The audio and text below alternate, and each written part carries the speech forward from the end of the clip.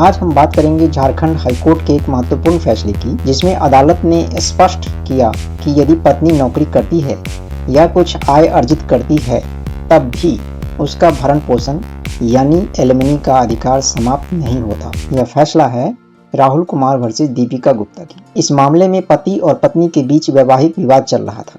पत्नी ने आरोप लगाया कि उसे वैवाहिक उत्पीड़न और क्रूरता का सामना करना पड़ा। फैमिली कोर्ट ने पति को आदेश दिया कि वह पत्नी को 6 लाख स्थायी गुजारा भत्ता दे। पति ने इस आदेश को हाईकोर्ट में चुनौती दी और कहा कि पत्नी एक निजी स्कूल में शिक्षिका है तथा उसकी अपनी आय है, इसलिए उसे एलिमनी नहीं मिलनी चाहिए। झारखंड हाईकोर्ट ने पति की इस दलील को रिजेक्ट कर दिया। अदालत ने कहा कि केवल इस आधार पर कि पत्नी नौकरी करती है उसे भरण पोषण से वंचित नहीं किया जा सकता। कोर्ट ने हिंदू विवाह अधिनियम 1955 की धारा 25 का उल्लेख करते हुए कहा कि स्थायी गुजारा भत्ता तय करते समय निम्न बातों पर विचार किया जाता है: पति पत्नी की सामाजिक स्थिति, जीवन स्तर, आर्थिक क्षमता, वैवाहिक परिस्थितियां, दोनों पक्षों की आवश्यकताएं। अदालत ने यह भी कहा कि पत्नी की आय इतनी पर्याप्त होनी चाहिए कि वह उसी सम्मानजनक स्तर पर जीवन यापन कर सके जैसा विवाह के दौरान था। हाईकोर्ट ने सुप्रीम कोर्ट के विभिन्न निर्णयों का हवाला देते हुए कहा कि